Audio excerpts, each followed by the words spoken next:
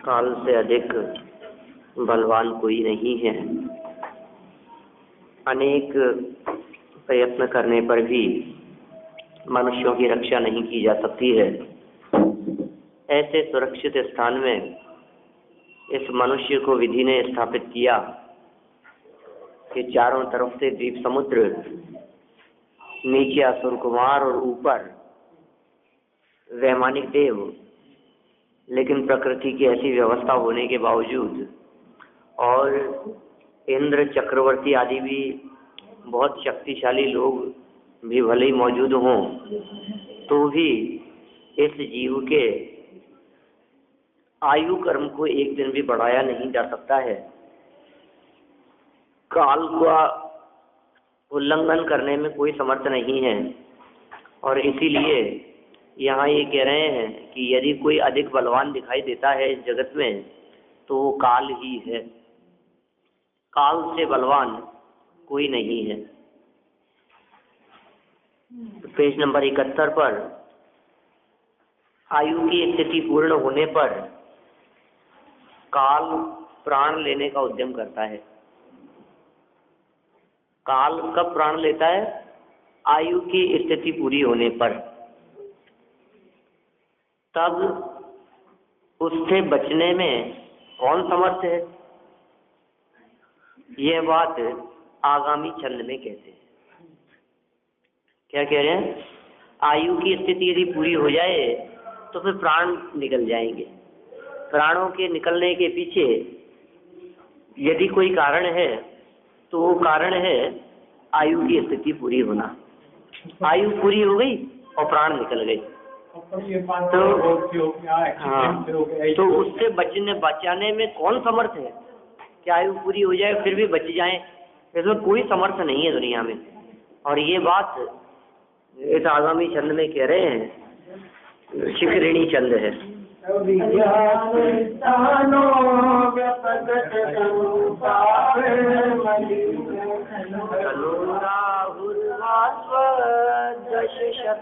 दशशतसराक्रांत भुवनम पुरंतम भास्वरम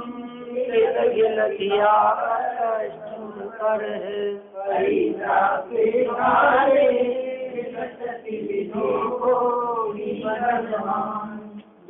राम का छोड़ जाति नहीं दे नहीं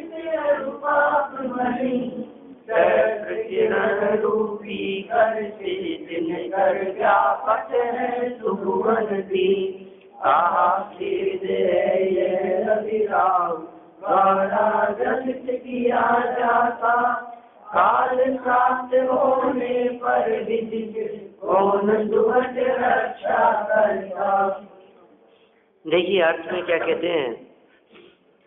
निश्चय से आयु के पूर्ण होने पर काल को आने से कौन बलवान रोक सकता है? ये सच्ची बात है कि कोई ऐसा बलशाली बलवान व्यक्ति नहीं हुआ जो काल पूरा हो जाने पर मृत्यु को आने से रोक देवे। हम कहेंगे साहब ये तो बहुत बलवान है, नहीं आने देंगे मृत्यु को। ऐसा बलवान तो दुनिया में कोई नहीं दिखता। कौन ऐसा ताकतवर है जो ये कहे मैं खड़ा हूँ ना दरवाजे पर, मैं भी देखता हूँ मृत्यु कहाँ से आती है। क्या देखोगे आप? मृत्यु आती हुई किसी को दिखाई देती नहीं है, न उसे रोका जा सकता है, उस पर किसी का बस नहीं चलता है। अर्थात देखो क्या कह रहे हैं, कोई बलवान रोक नहीं सकता या नहीं रक्षा कर सकता। अर्थात कोई रक्षा नहीं कर सकता है, ये बात कही। देखिए हाँ वही सब बात है रक्षा के संदर्भ में। हाँ यह बड़े कष्ट की बात है। जिस प्रकार संपूर्ण जगत के पदार्थों को अपनी हजारों किरणों से प्रकाशित करने में समर्थ सूर्य को भी नवग्रहों में दुष्ट राहु ग्रहण के समय ग्रस्त लेता है, उसे टालने में कोई समर्थ नहीं है। उसी प्रकार आयु का अंत समय पाकर काल रूपी राहु जीव रूपी सूर्य को ग्रसित कर लेता है। तो कितनी बड़ी बात कह दी इन्होंने। सूर्य जैसे को भी जब समय आने पर राहु द्वारा ग्रसित कर लिया जाता है, सूर्य जैसे को भी, तो फिर सामान्य जगत के जीवों की क्या बात करें। मतलब सूर्य जैसा प्रताप जगत में किसी का नहीं दिखाई देता। सहस्त्र किरण, हजारों किरणें जिसमें से निकलती हो, और सहसा युगपत जगंती, सारे जगत को एक साथ प्रकाशित करने वाला जो दिखाई देता हो, एक साथ पूरे ही जगत को, ये जो जितनी धरती अपने को दिखाई देती है, ये पूरी की पूरी धरती एक साथ सूर्य के माध्यम से प्रकाशित की जाती है। आप देखिए दुनिया में कोई ऐसा प्रकाशमान पदार्थ नहीं है दूसरा प्रकाशित करने वाला। कोई बल्ब, कोई ट्यूबलाइट, कोई ऐसी हेलोजन, कुछ ऐसा नहीं हो सकता जो पूरी धरती को एक साथ प्रकाशित कर सके। लेकिन ऐसा प्रकाशमान और ऐसा हजार किरणों वाला सूर्य भी राहु के माध्यम से समय आने पर ग्रसित कर लिया जाता है, अर्थात उस सूर्य के भी ग्रहण लग जाता है। तो ये कह रहे हैं उसे टालने में कोई समर्थ नहीं है। उसी प्रकार आयु जब पूरी हो जाए, आयु का जब अंतिम काल आ जाए, तो काल रूपी राहु के द्वारा जीव रूपी सूर्य को ग्रसित कर लिया जाता है। जिस प्रकार सूर्य सहस्त्र किरणों से युक्त है, उसी प्रकार जीव अनंत ज्योति, अनंत प्रकाश ज्ञान स्वरूप है। राहु और काल दोनों का स्थान अज्ञात है। कहाँ रहते हैं ये पता नहीं है। हाँ। राहु का भी पता नहीं है और काल का भी पता नहीं है कहाँ पर, ये रहते कहाँ है। काल की दशा तो सभी प्रत्यक्ष जानते हैं, तथा राहु का कोई वार माने दिन निश्चित नहीं है। ठीक है, इसलिए लोक में इसे भी स्थान रहित कहा गया है, राहु को भी स्थान रहित कहा गया है। जैसे रवि है, ये शनि और सोम के बीच में है। ठीक है, रवि मतलब सूर्य और सोम मतलब चंद्रमा। ग्रहों के नाम है सब, मंगल है, बुध है, बृहस्पति है, शुक्र है, शनि है। तो ये कौन का स्थान कहाँ है सातों में हमारे को पता है, लेकिन जो ये राहु और केतु दो विमान और रह गए, इनका जो स्थान नहीं है और कोई समय भी नक्की नहीं है और काल भी नक्की नहीं है। कब दिखने लग जाए, कब किसको ग्रसित कर ले नहीं कहा जा सकता है। काल तो शरीर रहित अमूर्तिक है ही, राहु को भी अतनु माने अशरीरी कहा गया है।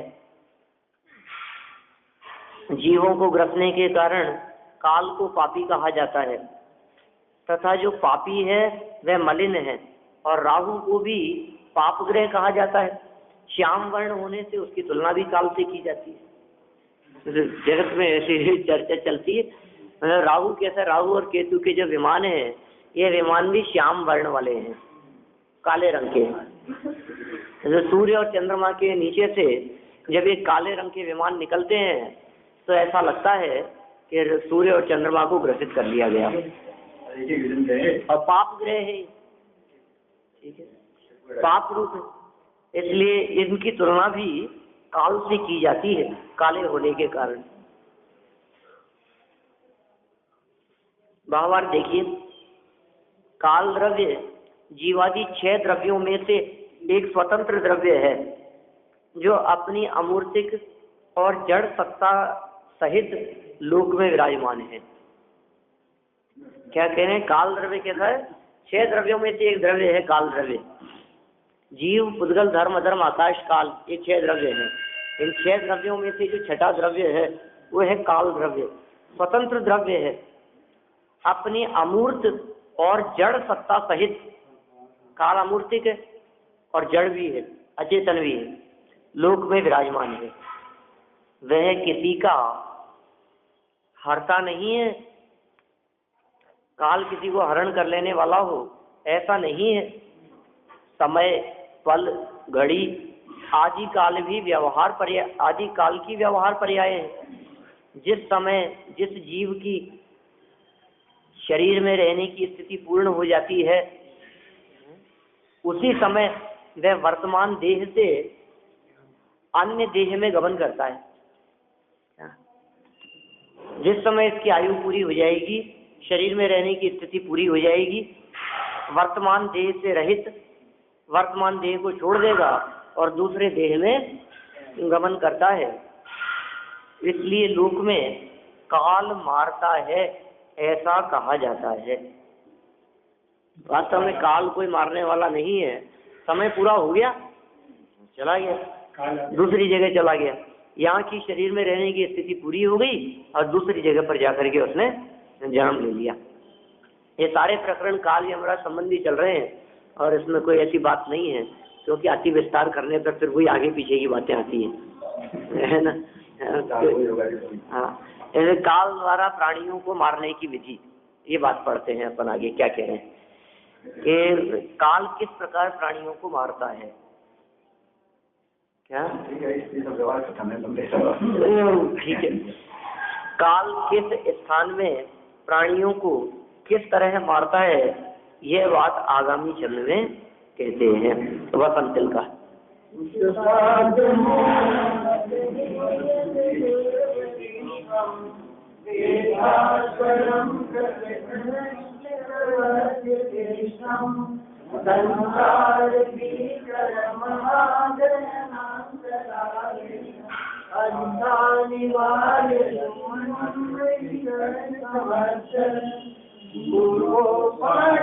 कर्म जगत को अति भुवन को महामोह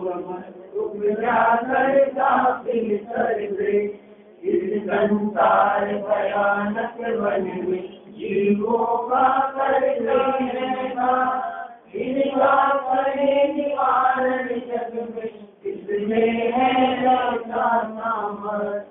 देखिए क्या कह रहे हैं, पूर्व उपार्जित कर्म, ये असली हेतु बतला रहे हैं कि पूर्व उपार्जित जो कर्म है जगत में, वो अति निर्दय ठग के समान ठगते हैं। ठगते हैं वे, किसे ठगते हैं कि जगत के जीवों को, जगत को। तो कौन ठगता है? पूर्व उपार्जित कर्म, वही ठगते हैं। किसके समान? ठग समान, ठग सम, मानो यही ठगने वाले हों। असली ठगने वाले यही है। क्या नहीं ठगते हैं, इसमें ठगा जाता है ये जीव इनके माध्यम से। देखो आप ये कह रहे हैं, तीन भुवन को महामोह मद उपजा, ये काम कर रहे हैं ना, इसलिए ठग रहे हैं, महामोह उत्पन्न कर रहे हैं जगत के जीवों को। तीन भुवन को, तीनों ही लोगों को महामोह मद, महान मोह रूपी मद उपजा उत्पन्न करके गाफिल करते, गाफिल हो जाता है ये जीव उसमें, कर्मों के उदय में और मोह के नशे में। मोह रूपी शराब को पीकर, मोह महामद पियो अनादि, मोह रूपी शराब को अनादि काल से पीकर ये प्राणी जगत में गाफिल हुआ फिरता है। और जब सारे जगत में गाफिल होकर के इधर उधर फिरता रहता है तो क्या होता है? ठगा जाता है। कौन है उन ठगने के पीछे? असली ठग कौन है? देखिए दुनिया में आपको दिखाई देता है कि अरे ये कितना बड़ा बेईमान है, इसने तो ठग लिया हमारे को, इसने तो हमारे को बेवकूफ बना दिया। लेकिन ये कह रहे हैं असली ठगने वाले तो आपके ही कर्म हैं। और पूर्व उपार्जित, पूर्व उपार्जित का मतलब है कमाई, उपार्जन मतलब कमाई। अपने द्वारा उपार्जित द्रव्य, अपने द्वारा उपार्जित कर्म, तो अपने द्वारा कमाए हुए जिनको हमने पहले कमाया था वे हैं पूर्व उपार्जित। जिन कर्मों को हमने पहले कमाया था, आज वे ही कर्म हमारे को ठगने का काम कर रहे हैं, लूटने का काम कर रहे हैं। समझ लो आप, लुटेरे होते हैं ना, वही तो होते हैं ठग। विकट वन में कर्म बैरी, ज्ञान धन मेरो हरियो, बोलो तब इष्ट भूलियो भ्रष्ट हुए, अनिष्ट गति धर तो फिरियो। इष्ट भूल गया, अनिष्ट हो गया, भ्रष्ट हो गया, अनिष्ट गतियों को धारण करता रहा। किसमें मेरी भलाई है और किसमें भलाई नहीं है, ये बातें ही समझ में नहीं आ रही है, ये बातें ही निकल गई है, दिमाग से निकल गई है। क्यों? क्योंकि ज्ञान जो उसका निर्णय करने वाला था उसको ठग लिया उन्होंने, उसको हरण कर लिया। मेरे पास जो एक शक्ति थी, कौन सी शक्ति? कि जिस शक्ति के कारण मैं हिताहित की पहचान कर पाता था, ऐसी जो एक रिद्धि थी मेरे पास में जिसका नाम था ज्ञान रिद्धि, उस ज्ञान रिद्धि से सारे काम मेरे सज जाते थे। बाकी सारे जितने काम होते थे उन सब में ज्ञान महत्वपूर्ण था। अब इन कर्म रूपी लुटेरों ने उसको ही चोरी कर लिया, तो फिर क्या होता कि अब तो बुद्धि काम नहीं करती हमारी, अब दिमाग काम नहीं करता, अब क्या सोचें, क्या विचार करें, हिताहित का विचार विवेक ही नहीं रहा, क्योंकि ज्ञान धन मेरो हरियो, ऐसी बात कह रहे हैं, गाफिल हो गया। और फिर देखिए आगे 2 लाइनें, इस संसार भयानक वन में जीवों का करते हैं घात। ये इस भयानक संसार में, संसार रूपी भयानक वन में जीवों का घात करते हैं।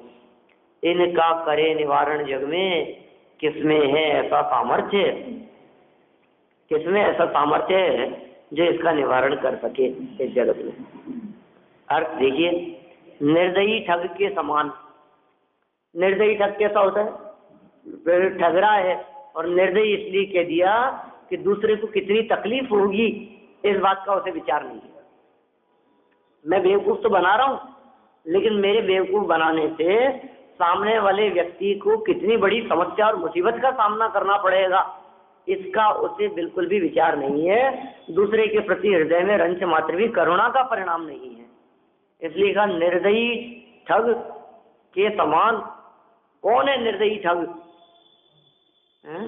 अपने ही द्वारा किए गए, कमाए गए कर्म, पूर्व उपार्जित कर्म, मोह मद उत्पन्न करके, मोह रूपी शराब, मद मतलब नशा, शराब को उत्पन्न करके 3 लोक के जीवों को विह्वल करके संसार रूपी भयानक वन में मारते हैं। क्या कह रहे हैं? 3 लोक के जीवों को विह्वल करके, तड़पा करके, पीड़ित करके, दुखी खेत खिन्न करके संसार रूपी भयानक वन में मारने का काम करते हैं। पूछा ना ऐसे कहाँ मारते हैं? प्रश्न क्या किया था? काल किस स्थान में प्राणियों को किस तरह मारता है, ऐसी शंका थी। तो किस स्थान में मारता है? तो जंगल में ले जाकर के मारता है। लुटेरे क्या करते हैं? बीच बाजार में नहीं लूटते, सुनसान सड़कों पर, जंगल में, जहाँ कोई नहीं हो, ऐसे स्थानों पर अधिक लोग लूटते हुए देखे जाते हैं। तो ये संसार रूपी जंगल में ही लूटता है। जो संसार रूपी जंगल से, जंगल को जिसने पार कर लिया, वे इन कर्म लुटेरों के माध्यम से लुट नहीं सकते। जिन्होंने संसार रूपी वन को पार कर लिया, जो संसार वन में हैं अभी, उनको ही ये कर्म रूपी लुटेरे लूटते हुए देखे जाते हैं। वहां उनका निवारण करने में कौन समर्थ है? जंगल में पहुंच गए, वहां कौन बचाएगा? जौहरी बाजार में कोई लुटेरा लूटे तो कोई बचाने वाले भी हों, दूसरे लोग बचा भी लें। भीड़ भाड़ भरे इलाके के अंदर यदि कोई व्यक्ति चोरी करे, किसी की जेब काटे, तो पिट जाएगा, पकड़ लिया जाएगा। ये कह रहे हैं यहाँ पर, तो उसको कौन बचा सकता है? वहां उनका निवारण करने में कौन समर्थ है? जंगल में। भावार्थ, जिस प्रकार निर्दयी ठग मूढ़ लोगों को नशे की वस्तु खिलाकर मद उत्पन्न करके गहन वन में मारते हैं। क्या कह दिया? क्या करते हैं ठग? नशे की वस्तु खिला दी, ट्रेन में बैठे बैठे, कहीं पर भी इधर उधर दूसरे स्थान पर खिलाने पिलाने में कुछ भी नशे की चीज मिला दी, और फिर क्या हुआ? मद उत्पन्न कर दिया। गहन में है और गहन वन में ले जाकर के उसे मार देते हैं। उसी प्रकार कर्म रूपी महानिर्दयी ठग अज्ञानी जीवों को, कर्म रूपी ठग है, और महान निर्दयी है। और कौन से जीव उसकी चपेट में आते हैं? अज्ञानी जीव। यद्यपि ज्ञानी जीव भी संसार में ही रहते हैं, मुक्त जीव तो संसार से पार हुए हैं, और ज्ञानी जीव हैं अभी संसार में ही। लेकिन वे ज्ञानी जीव इतने सावधान हैं कि वे किसी अज्ञानी के द्वारा, किसी अनजान व्यक्ति के द्वारा दी हुई वस्तु को खाते नहीं है। क्या अब वो ठग उनके ऊपर कैसे असर करे? बोलो। ये ठग तो उन्हीं पर असर करने में समर्थ होते हैं जो किसी न किसी बहाने उनके द्वारा दी गई चीज को ले लेते हैं। बोले जी ये फलाने भगवान का प्रसाद है। हाँ, प्रसाद लेने वाले प्रसाद सबका लेते हैं। फिर प्रसाद तो सभी का लेते हैं, सही बात है। और प्रसाद में क्या हो गया? भगवान का। हाँ, और प्रसाद के बहाने लूट लेते हैं। देखो कैसी बात कह रहे हैं यहाँ। जिस प्रकार वो ठग खिला पिला करके लूट लेते हैं, और किसको लूट लेते हैं? जो उनके वशीभूत होते हैं, जो उसमें आसक्त होते हैं, वे ही लूटते हैं, माने अज्ञानियों को। अज्ञानी शब्द दिया ना, कर्म रूपी महानिर्दयी ठग अज्ञानी जीवों को, माने ज्ञानियों को नहीं। ऐसा अर्थ हो गया सीधा सीधा सा। अज्ञानियों को माने ज्ञानियों को नहीं, अज्ञानियों को लूटते हैं और ज्ञानी जीव नहीं लूटते हैं। अज्ञानी क्यों लूटते हैं? क्योंकि वे कुछ भी खा लेते पी लेते हैं, अज्ञानवश। और ज्ञानी जीव क्यों नहीं लूटते हैं? कि हमारे नियम है, हम नहीं खाते बाहर का, वो बचा हुआ है। महानिर्दयी ठग अज्ञानी जीवों को मोह रूपी महामद उत्पन्न करके संसार रूपी वन में मारते हैं, वन में ही मरते हैं। उन्हें कौन बचा सकता है? काल अर्थात मृत्यु का कारण कर्म है। मृत्यु का कारण कर्म है, यह असली बात कह दी इन्होंने। दुनिया में मृत्यु का कारण हार्ट फेल कहते हैं, मृत्यु का कारण दुर्घटना कहते हैं, मृत्यु का कारण फिसल गया, अरे साहब ये हो गया, ब्रेन हेमरेज हो गया है, सांसें रुक गई, गला घुट गया है, दम घुट गया, उसका सांस ही नहीं आई उसको, तो बिल्कुल कितने कारण बतलाते हैं। जहर खा लिया, किसी ने जहर दे दिया, किसी ने मार दिया। मृत्यु के कितने कारण हमारे को जगत में दिखाई देते हैं। लेकिन सभी कारणों के पीछे, सभी कारणों की गहराई में, सबके अंदर में एक महत्वपूर्ण बात, एक मूल बात छिपी है, जिस मूल बात का नाम क्या है? कर्म। वो मृत्यु का मूल कारण है, असली कारण। और वो कर्म भी किसका? दूसरे का नहीं, स्वयं के द्वारा किया हुआ। काल का कारण कर्म है। यहाँ काल शब्द का अर्थ जो किया जा रहा है वो है मृत्यु। पहले एक काल शब्द का अर्थ वो भी कर दिया है इन्होंने पीछे भावार्थ में। जीवादि 6 द्रव्यों में से एक द्रव्य जिसका समय आ गया अब उसे जाना है। अपनी अपनी बार ऐसा कहा ना उन्होंने, मरना सबको एक दिन। और ये साथ में जो कह दिया अपनी अपनी बार, अपनी अपनी बार का क्या मतलब है? कि जब जिसका नंबर आएगा, जब जिसका काल आ जाएगा, जब जिसका समय आ जाएगा, जब जिसका टाइम होगा, तभी। कोई टाइम से पहले नहीं जा सकता। और टाइम आ जाने के बाद में किसी व्यक्ति को 2 मिनट की भी मोहलत नहीं मिलती। हाँ, सेकंड का भी अवसर नहीं है। अरे साहब कम से कम इतनी देर तो बचा ही लिया, इतना तो हम कर सकते हैं कि इनको 2 घंटे तो बचा सकते हैं। डॉक्टर ऐसा कह दे रहे, उसके बाद हम नहीं बचा पाएंगे। इतना तो हम खींच देंगे समय, इतना तो निकाल देंगे इनका कि इनकी बेटी मिलने के लिए आ जाए। बोलो, हो जाएगा ऐसा? कह रहे काल का कारण कर्म है। जो कर्मों से बंधे हैं वे काल के वश में हैं। सिद्धों को कर्म नहीं है, इसलिए वे काल के वश में नहीं है। किसके ऊपर काल का बस चलता है और किसके ऊपर काल का बस नहीं चलता है, ये बात इन्होंने यहाँ स्पष्ट कह दी।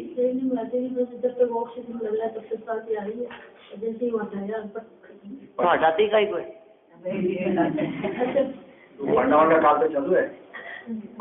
चल नहीं देवे ना, फिर ऑक्सीजन लगे लगे नहीं चले जाते। हमको तो छुट्टी हम तो कर ले जाएंगे, आप ऑक्सीजन बताया और वही ऑक्सीजन लगे लगे भी चली जाती है। ऑक्सीजन लगे लगे भी चले जाते ऐसा दोनों हैं। अरे भाई वही तो हम कह रहे हैं, आपको ऐसा लगा कि ऑक्सीजन हट जाने से चला गया, हम तो ये कह रहे हैं आयु खत्म होने से गया है, ये असली कारण। ऐसी विधि बढ़ गई। कोई व्यक्ति ये भी कह सकता है, आप कह रहे हो कि ऑक्सीजन हटने से मर गए, वे कह रहे हैं जहर खाने से मर गए। जहर खाने से भी मरती है ना, नहीं मरते? तो जहर खाने वाले भी जहर से मरते हैं कि अपने कर्मोदय से मरते हैं? बोलो। जब तक आयु पूरी नहीं होती तब सही तक बात वो मरते नहीं, जहर खाने वाले। देखो, एक व्यक्ति इतना ज्यादा खेद खिन्न हुआ, इतना ज्यादा पीड़ित हुआ, इतना ज्यादा परेशान हुआ अपने घर के माहौल से कि वो जहर खा करके मर गया। अब मैं आपसे पूछता हूँ कि वो परेशानी से मरा कि जहर से मरा? आयु से मरा तो नहीं, अभी इन दोनों में से पूछ रहा हूँ, ऑप्शन दो दिए। परेशान से मरा है ना वो। इतना तेज गुस्सा आया उसने कि कुएं में कूद के मर गया। तो काय से मरा बतलाओ? गुस्से से मरा ना। अब असली कारण तो उसका गुस्सा है ना। गुस्सा नहीं होता तो वो कुएं में कूदता भी नहीं। मैंने असली कारण तो गुस्सा है। तो जो व्यक्ति ने जहर खा लिया उसके असली कारण तो क्रोध है, असली कारण तो परेशानी है, असली कारण तो टेंशन है। वो इन दोनों में से, तो इसका मतलब जहर तो असली कारण नहीं रहा मरने का। जहर के लिए भी एक और कारण था। वो कौन सा था? कषाय। और कषाय के पीछे एक और कारण था, वो परिस्थिति जो क्रिएट हुई है और जो ऐसा अंदर में चारित्र मोहनी कर्म का जो उदय चल रहा है क्रोधादि कषायों का, वो उसके पीछे कारण था। तो कर्म के उदय से कषाय भाव और कषाय भाव से इसकी ऐसी परिस्थिति कर ली इसने आत्महत्या, जहर खा करके मरी। माने जगत में आप देखो, सभी कारणों के पीछे यदि कोई एक कारण तलाशेंगे तो आपको असली बात का पता लग जाएगा। मैंने अभी 10 कारण बतलाए आपको, 10-12, मतलब उन 10-12 में सब में एक चीज कॉमन है, आयु कर्म का क्षय। अच्छा, किसी व्यक्ति ने गोली मार दी और मर गया, तो किसी व्यक्ति की गोली मारने पर बच भी तो जाते हैं। किसी व्यक्ति ने जहर खा लिया और मर गया, तो जहर खाने के बाद बच भी तो जाते हैं। कोई व्यक्ति फंदा लगा करके लटक गया, लेकिन लगा के लटकने के बाद भी तो बच जाते हैं। अब बताओ, अब फिर असली कारण क्या है? तो आयु शेष थी इसलिए बच गया। अब क्या कहें? एक्सीडेंट में मर गया, तो एक्सीडेंट में बच भी तो जाते हैं। तो फिर एक्सीडेंट मरण का कारण तो नहीं हुआ। 4 लोगों एक साथ हुआ था, एक ही मर गया। बोलो आप, एक्सीडेंट तो पूरी गाड़ी का एक साथ हुआ, 4 लोग बैठे थे, एक मर गया 3 बच गए, 3 मर गया 1 बच गया। बोलो अब क्या करें? कौन बच गया और कौन मर गया कैसे कहा जाए? तो साहब, यमराज एक बार में एक को ही ले जा सकता था, इसलिए एक तो मर गया 3 बच गए। 2 हाथ से 2 को ले जा सकता था, 2 बच गए। अब 2 को बाद में लेने आएगा, अब लेने क्या आएगा? अब तो बचाने वाली भीड़ इकट्ठी हो गई, इसलिए बच गए अभी। तो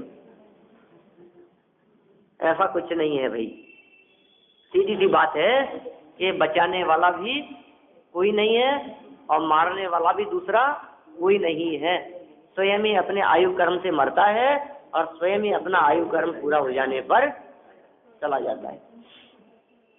माने आप देखिए, ये आयु कर्म जो है या कर्म की बात कहकर भी कितनी स्वाधीनता बतलाना चाह रहे हैं। यहाँ इन कथनों को पढ़ करके कितनी स्वतंत्रता, कितनी निर्भयता हमारे हृदय में आनी चाहिए। ये बात पढ़ सुन करके तुरंत हमारे दिमाग में आनी चाहिए, ओहो मुझे कोई नहीं मार सकता। अभी जो कह रहे हो काल मार सकता है, कर्म मार सकता है। अरे कर्म और काल तो मेरा ही बांधा हुआ है क्या? इसका मतलब उसके अलावा और कोई नहीं मार सकता। इसका मतलब ये कि दुनिया में कोई व्यक्ति ऐसा नहीं है जो मुझे मार सकता हो। कितनी निर्भयता आ गई। अरे अरे वहां मत जाना, मार देंगे तुम्हारे। कौन मार सकता है मुझे?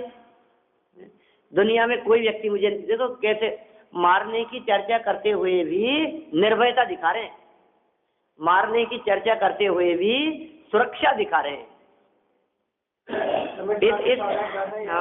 इस प्रकरण को पढ़ करके अपने को ऐसा लगता है कि वो हो कोई नहीं बचा सकता, वो हो कोई नहीं बचा सकता, अरे साहब काल आ जाएगा, सबको मरना ही है, बड़े से बड़े योद्धा भी बचाने में समर्थ नहीं है, शक्तिशाली सामर्थ्यशाली भी नहीं बचा सकते हैं, भगवान भी उतर करके आ जाए तो बचा नहीं सकते हैं।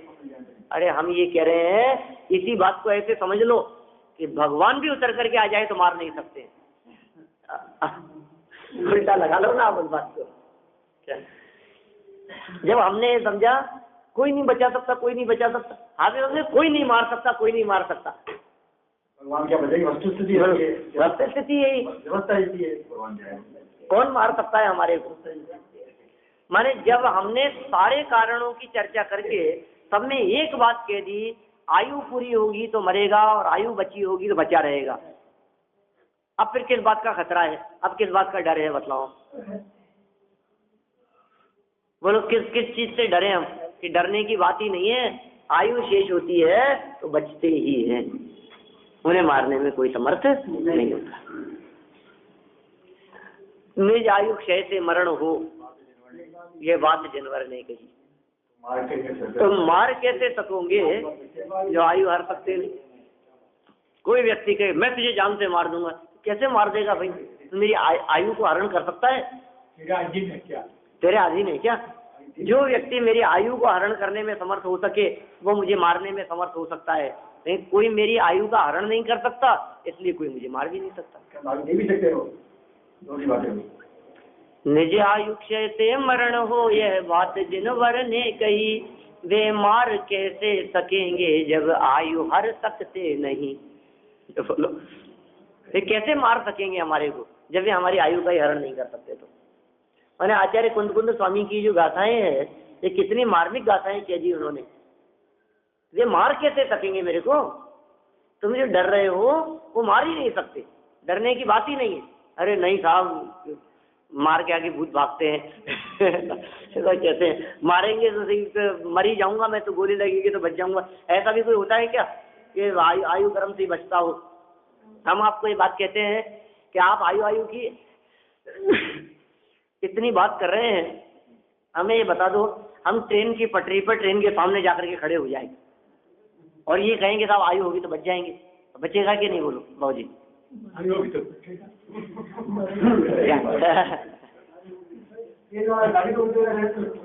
ट्रेन वाला गाड़ी रोक देगा, खुद के परिणाम आएंगे कि देखो कोई नहीं था बचाने वाला, वो तो मैं ही उतर गया। अरे तेरे को उतरना ही था, तेरी आयु बची है तो।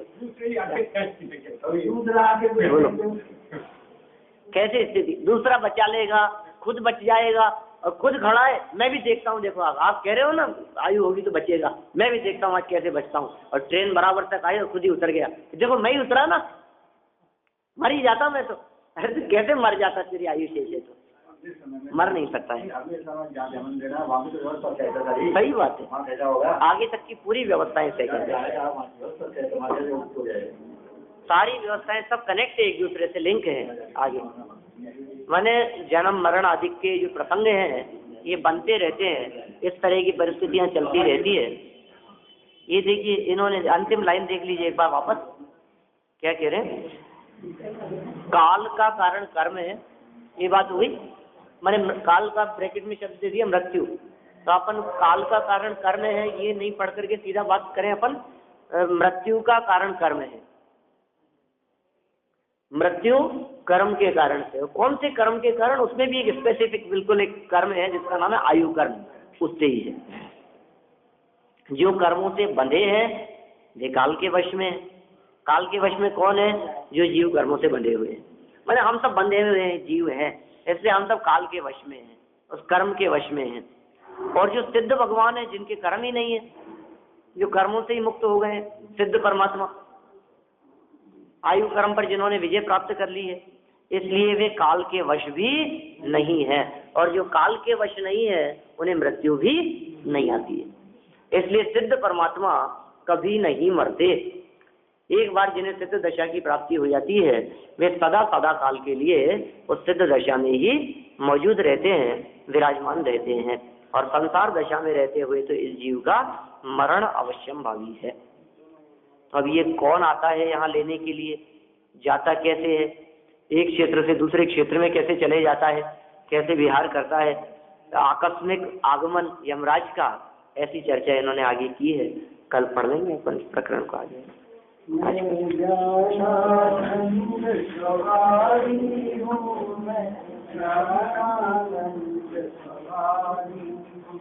मैं हूँ अपने में स्वयं गुण करती, मुझ में कुछ गंध नहीं। मैं अर्श पर के कुछ भी संबंध नहीं। मैं रंग राग से भिन्न भेद से भी मैं निराला हूँ। मैं हूँ अनंत चैतन्य पिंड निज रस में रमने वाला। मेरा करता मुझ में करता कुछ काम नहीं। मैं मुझ में रहने वाला हूँ, पर मेरा विश्राम नहीं। मैं शुद्ध बोध अविरोध परिणति से अप्रभावी हूँ। आत्मानुभूति से प्राप्त तत्व में ज्ञानानंद स्वभावी हूँ। मैं ज्ञानानंद स्वभावी हूँ। मैं ज्ञानानंद स्वभावी हूँ। नाश देखो ज्ञान के प्रकाश देखो, अपरिभाष देखो नानु शिवरानी है। समुद्र विज्ञान देखो बंदरी दीवान देखो, सफर विज्ञान देखो परम क्रमणी है। अनुभव सार देखो जीव के चकार देखो, काउन चकार देखो भव्य उड़वाणी है। जहाँ तहाँ तार देखो पार के उतार देखो, सुख विस्तार देखो वैसी चिन्हवाणी है। चिन्हवाणी की अद्भुत परमात्मा लाल की गणेश माता हुई ज्ञान। चिन्हवाणी भारती कोई जपुर में जो तेरा शरणागत सो पावे सुचे। जा वाणी के ज्ञान से सूझे लोकालोक, वो वाणी मस्तक नमो सदा दे दो।